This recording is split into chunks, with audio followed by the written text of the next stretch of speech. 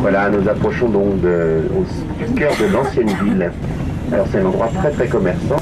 Il faut savoir que Shanghai pour les Chinois est vu un peu comme Paris autrefois en France. Hein.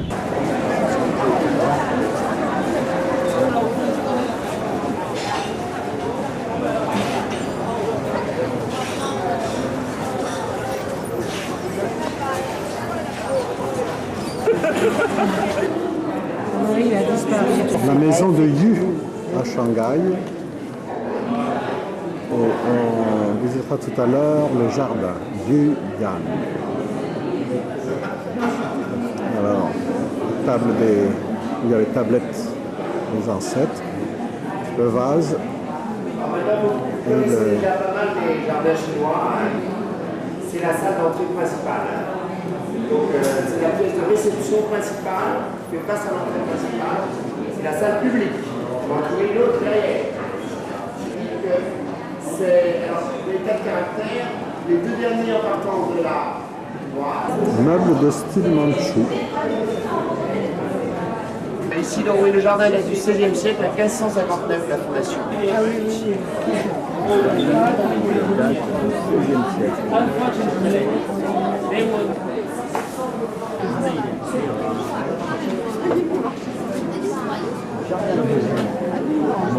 Je m'en suis.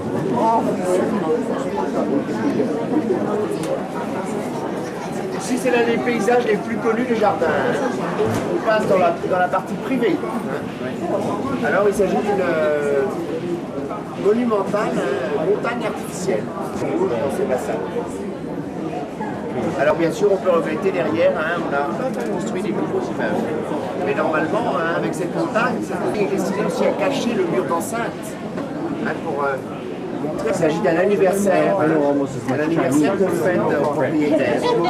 Vous voyez un petit garçon et des dieux qui viennent apporter des cadeaux à celui dont c'est l'anniversaire. Alors,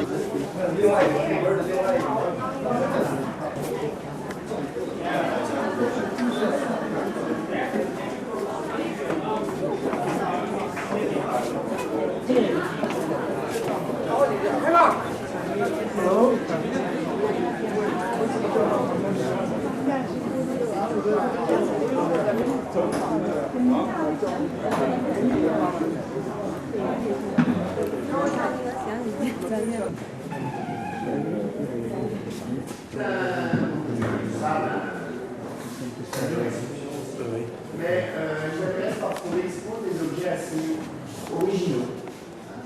Vous avez l'ensemble des petites épées et c'était quelqu'un d'intelligent, développé, intelligent, qui était en fait certain missionnaire européen à Canton. Et il s'est proclamé peu après le retour au théâtre, le frère de Jésus. Alors le corps du dragon a fait tout le tour, le corps ondulé du dragon fait tout le tour donc, du mur. Ça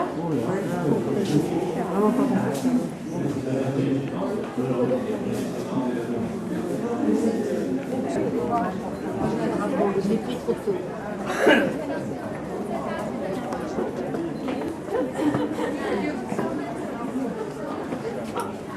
La queue du dragon fait tout le tour du mur du jardin.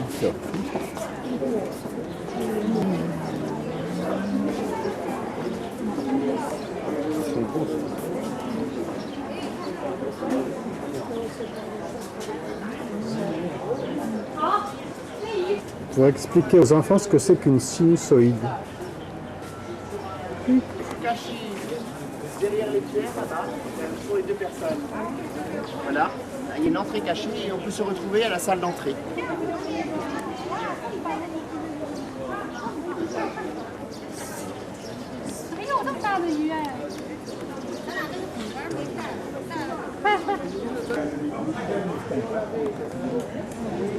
Vous avez encore une très belle exposition sur la peinture chinoise.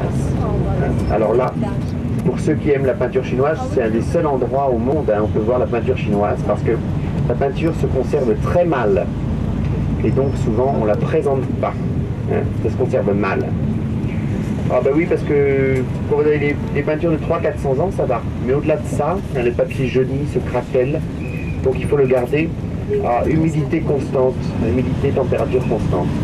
Vous allez voir quand vous approchez des tableaux, et bien ça s'allume. Hein. Quand vous partez, ça s'éteint. Un système pour les protéger. Donc la plus belle collection de peintures, peut-être pas de Chine, mais qu'on peut voir. Hein, la plus belle expression de peinture visible de Chine. Ici la grande place du peuple, qui était l'ancien hippodrome des Anglais. Oui, ça l'a tout à fait l'air. Alors sur cet hippodrome, ça a été très longtemps le jardin du peuple. Et puis récemment, on a construit donc le grand musée, l'opéra, la mairie. Et ça, tiens, voilà, c'est la mairie là. Ah oui, la flèche. À San Francisco, il y en a un petit peu comme ça. L'architecture du musée est assez originale. Hein. Au sol, structure carrée. Et dans la partie supérieure, c'est ronde. La terre est de... À mon avis, pour maîtriser le chinois quand on est étranger, il faut 3 ans minimum à fond. Pour qu'ils aient tous la même prononciation. Pour que petit à petit, la Chine entière parle la même langue orale.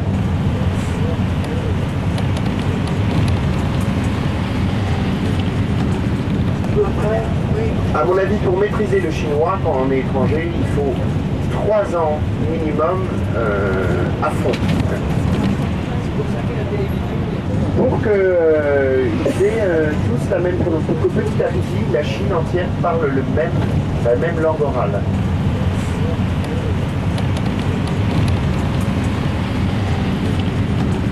Peut-être vous pouvez faire le musée de Shanghai.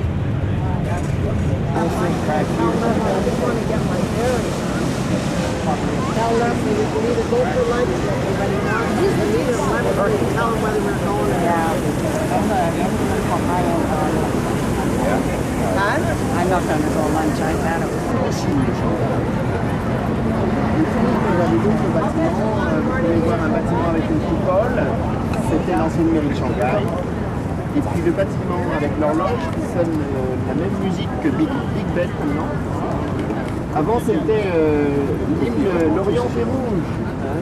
Et maintenant c'est l'hymne de Big Ben. Donc elle part du sud comme ça et elle remonte vers le nord-est. On avait au nord de cette rivière de Suzhou la concession de la police.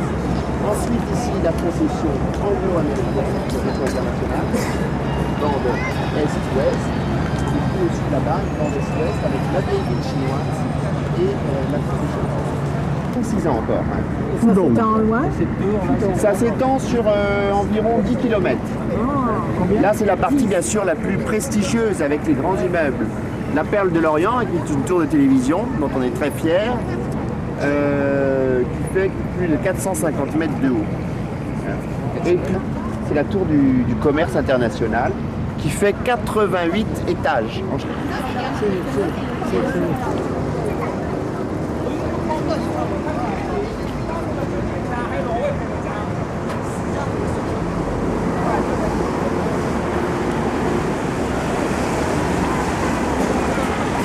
C'est l'ancienne mairie de Shanghai. Et là, des bâtiments qui datent de 1920.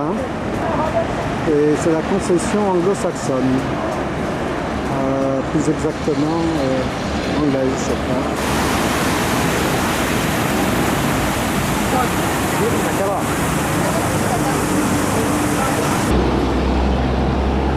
Ça, c'est celui qui a gouverné ici. C'est la rue de Nankin, la rue la plus commerçante de Shanghai.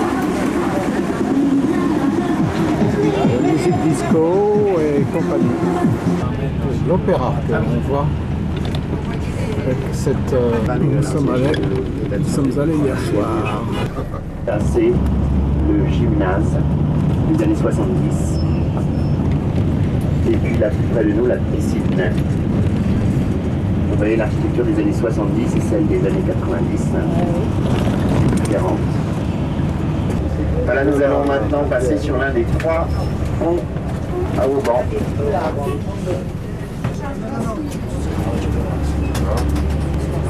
Alors, ils sont très hauts, hein, il faut donc des rampes d'accès assez surélevées.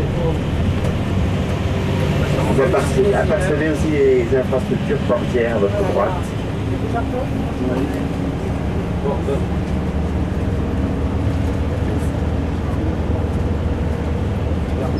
Ces 3 ponts ont été construits ces toutes dernières années aussi. Presque aussi grand que celui de Pancardie. L'autoroute vers l'aéroport, qui se trouve à 60 km du centre-ville. On a des nouvelles achevées. C'est le rêve de tous les Chinois hein, de pouvoir avoir un bel appartement. L'aéroport de Shanghai, construit Voilà par un l'immense aéroport. architecte français qui s'appelle Andreu. Et là, vous voyez ces grandes structures de métal et de verre en 2 parties.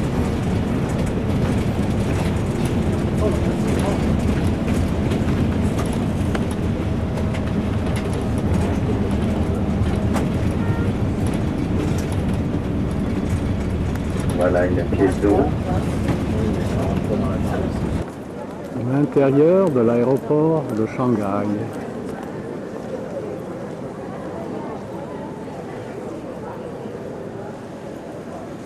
Tout neuf.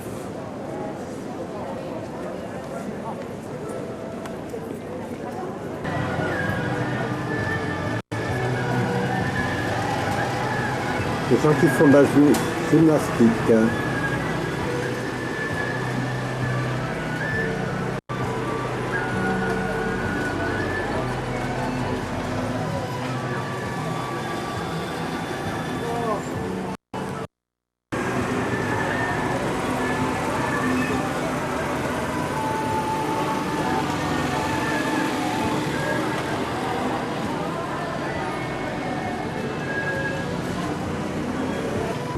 Faire sécher les grains de riz sous le soleil pendant une Ça sent les rizières, ça. Ah, pardon, à la place qu'on rencontre la calamité naturelle. Départ mouvementé, parce qu'on a cogné l'autre bateau. Les cuisiniers préparent la cuisine.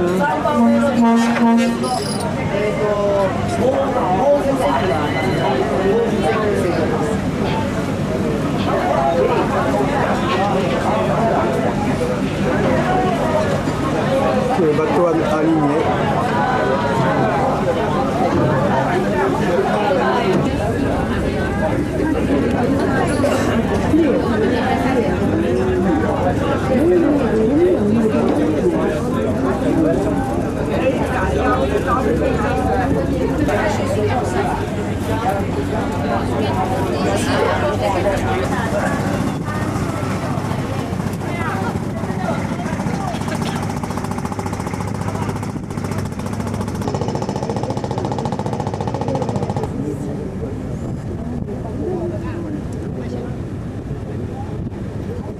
Nous, il a le pied.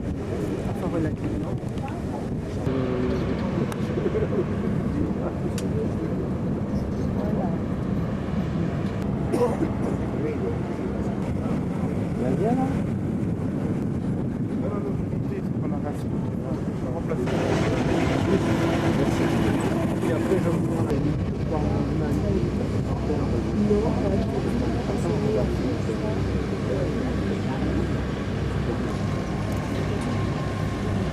Là, c'est un méandre. Hein.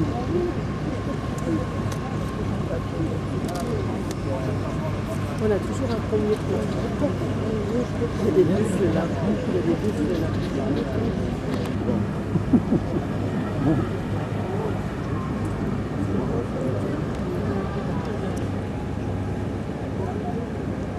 Il fait bon. Et pas brumeux. Ça prenait plein de bateaux, c'est bien.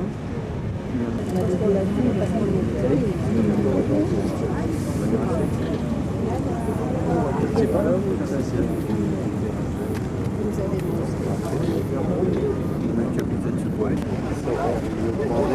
Ce sont des paysages grandioses. Ah, c'est superbe.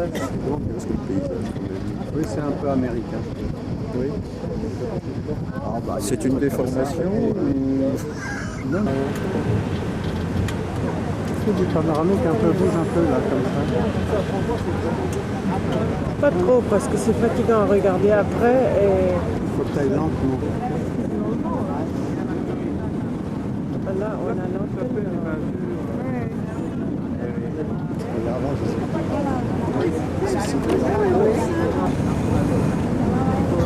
Je ne vois pas les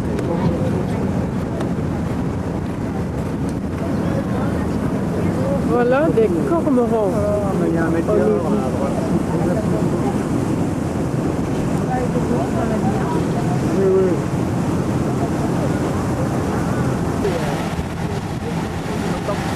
C'est superbe. On en remet un autre. pas qui mangent,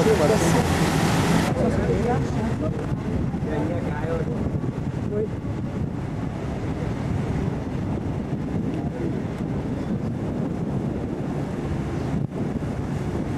ça n'a pas la même couleur que ce qu'on avait avant, qui était plus gris.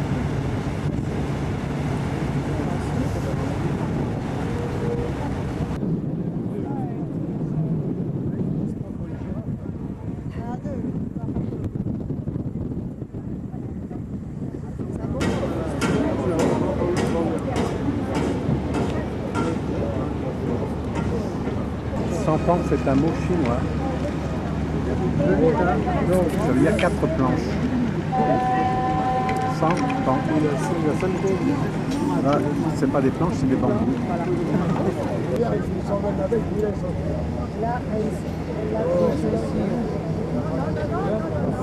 Et elle ramasse les algues là. Vous voyez quelque chose?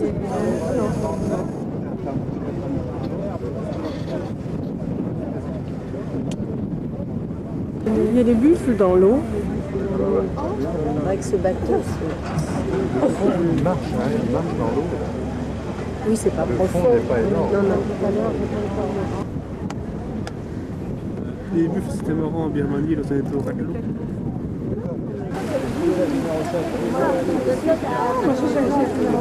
Qu'est-ce qui est le numéro 7? Il y a un rocher là-bas? Ah, c'est superbe. Le défilé là. Vous avez vu l'arche? La lumière était meilleure.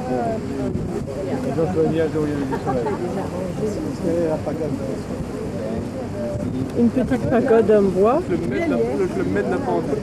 ou une maison. C'est un village de vacances, vous appelez dit. Ah bon? J'ai pris par là, maintenant j'ai pas pris Alors c'est un village de vacances. Ça paraît un peu abandonné. j'ai pas pris les... Il ne parlait pas business, et puis 3 jours, alors, la prochaine fois, on semble qu'il faut qu'elle ait pu faire quoi.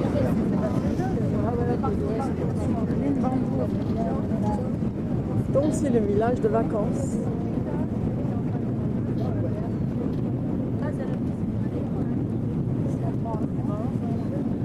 Ce qu'on appelle les ailes de phénix. Ces deux pointes. On dirait une racine d'une dent.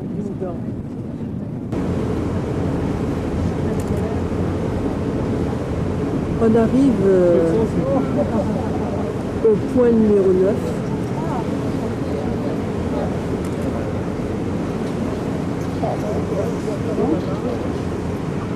Parce que tout le...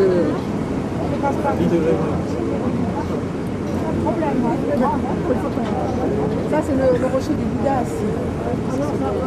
Oui, ça travaille. Là c'est la rue numéro 10. Là. Elle a dit que c'était très bien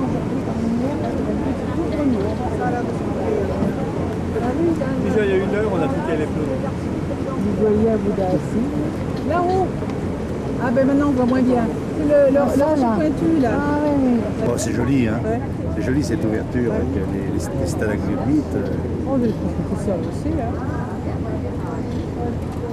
Ah, c'est pas encore ça, s'il te plaît. Mais il y a une balade, vous l'avez faite la balade de Oahu des petits sampans dans une rivière où il y a justement ça. Non. On l'appelle ça d'ailleurs. C'était au Cambodge, ça c'était le qui dans le corps. On l'appelle le petit fond de coulis. l'eau. Je me rappelle pas. Ah, vous...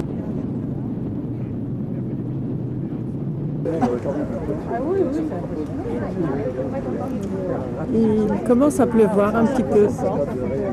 Jusqu'à présent, on a eu un temps extraordinaire parce qu'il paraît qu'il pleut 300 jours par an ici.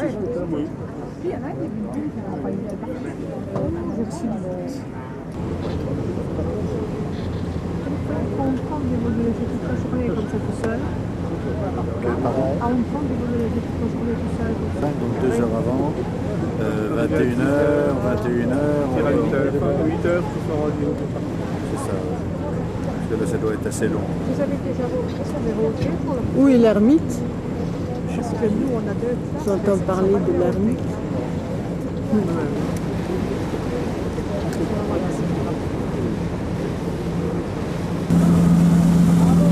Tout à l'heure, on apercevait une homme au-dessus de la montagne, mais maintenant, on la voit plus, mais il paraît qu'on va passer devant.